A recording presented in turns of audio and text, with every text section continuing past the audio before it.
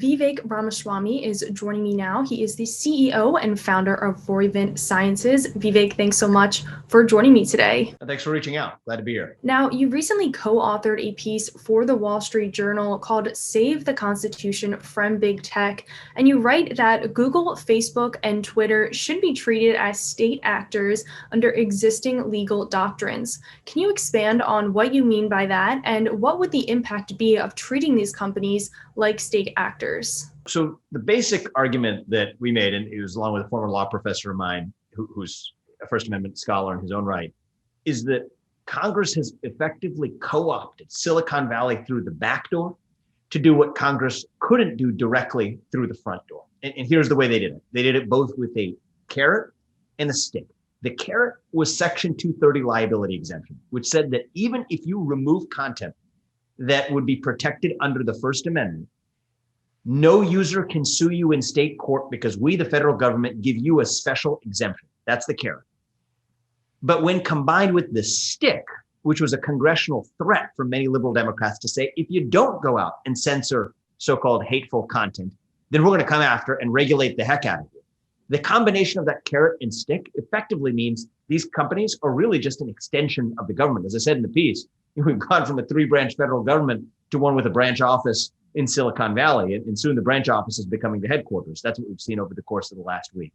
So it's a provocative argument. It's a new legal argument in as far as I'm aware in the public sphere.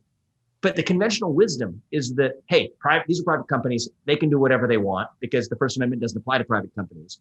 And I'd say, yeah, that's true, as long as the private companies are actually companies rather than being extension of government. But when they're an extension of the government and doing the government's bidding in response to government threats and getting an attaboy pat on the back, by the way, from some of those same senators after they go out and do that censoring, we have a very deep constitutional problem here where Congress is effectively sidestepping the Constitution by getting private parties to do its bidding for it. Now, obviously, this conversation has come to light again just following last week's riots at the Capitol, Twitter permanently banning President Trump over what they believe was inciting violence. Facebook has banned the president from using the platform at least until his term is up. There's talks that he could be permanently banned from Facebook as well, among other social media and online companies.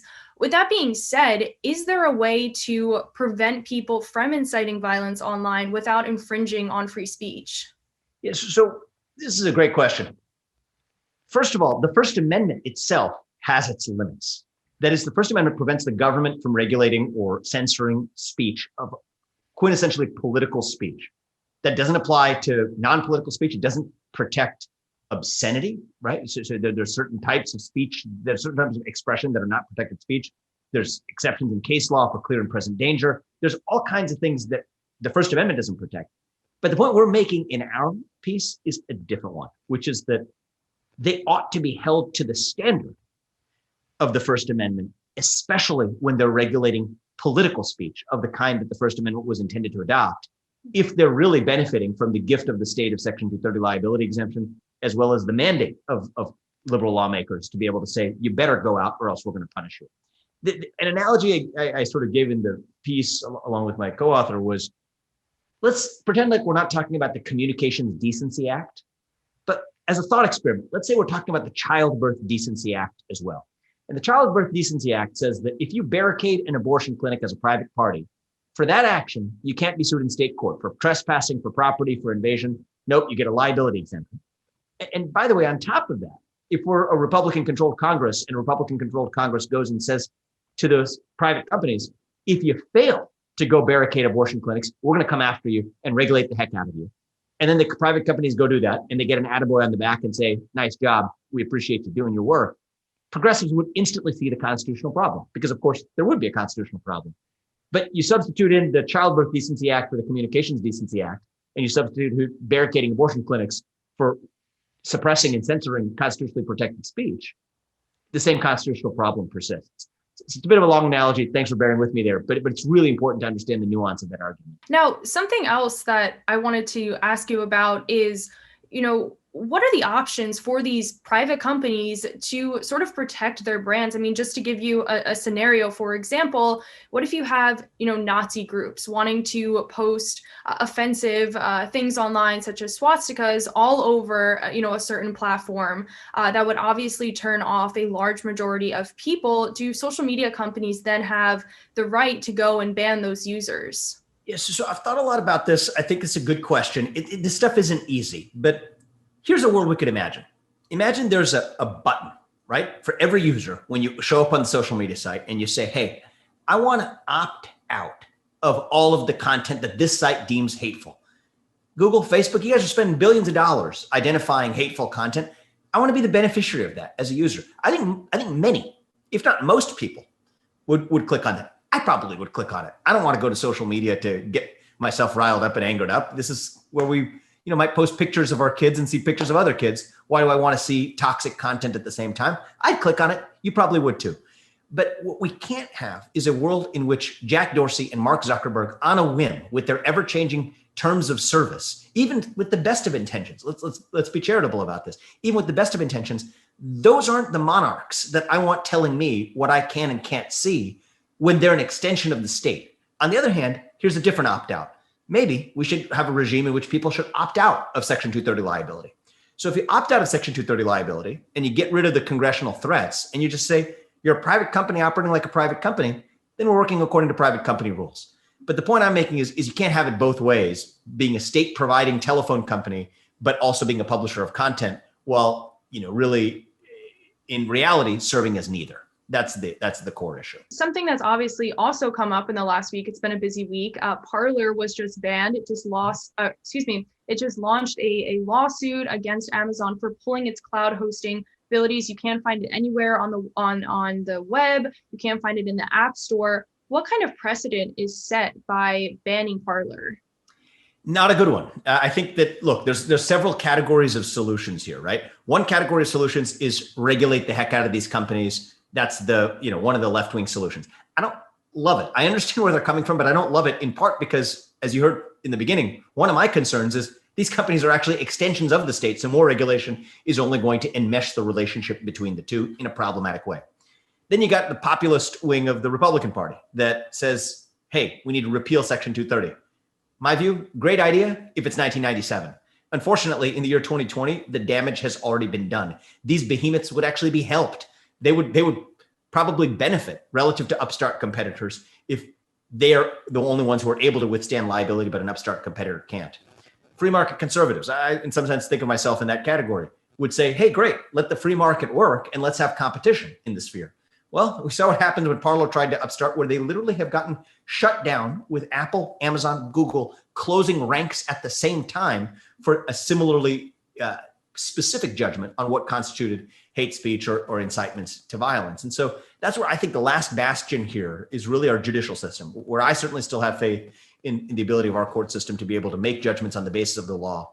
And sometimes the basis of the law includes reading the Constitution into our interpretation of laws like Section 230. So that, I think, is the most promising zone and zip code for the answer. I would, if you're open to it, I could tell you about a little bit about my own experience on Parler, which yes, please do. I mean, I joined Parler, and I don't want to. I'm making an argument on the basis of principle here, principles that I believe in, and I think principles that are important, the constitutional principles that define how our country works. But that being said, let's not sugarcoat anything, right? I joined Parler because I was interested in what an alternative to Twitter would look like. And as you know, I'm an ardent opponent of woke capitalism. I think that the confluence of social values with the way we run our enterprises is a dangerous new direction for the future of our country. It's the topic of my book coming out later this summer. And so I said something that was critical of woke capitalism. And I think it was either the first or second message or post I ever got in response was something to the effect of, I want to make sure I get it right. It was, shut the F up, you effing foreigner. Something to that effect. By the way, I was born in Cincinnati, Ohio, but we'll put that to one side. That was an introductory experience to what my lived life experience was on Parler as a user. That doesn't affect my analysis of the situation. By the way, I could post similar stuff on Twitter and get the equivalent of "go to hell and burn in hell, you Republican." But either way, what I do have an issue with is the selective enforcement of one political agenda through censorship that isn't necessarily evenly applied, which shows that it is censorship of political content, exactly the kind of content the First Amendment was designed to protect. And I think that's a constitutional principle that applies whether or not you love the speech or whether you hate the speech. In some sense, your commitment to your principles is most tested when it applies to not the speech you agree with, but the speech that you don't. And I think that those debates have been had in the asked and answered in the 20th century with respect to government action. The unique 21st century phenomenon is what we do when we see government action in the mantle in the clothing of private action. And I think that's the case that's presented itself today. But part of the reason that I think people on both sides of the aisle are thrown for a loop is that it's a new situation that remixes what we're used to thinking of as a conservative versus liberal debate. Down the line, what kind of additional censorship could we see? Well, look, I prefer to think about this issue for the longer run in a way that goes far beyond President Trump. Let's just put President Trump to one side for a second. Okay. I personally was deeply disappointed, appalled by his conduct, his words last week that resulted in a disgrace in the stain of our nation's history. That's just to put my opinion on last week's matter on the table. That's where I stand on that. But let's just take President Trump and put him to one side for a second.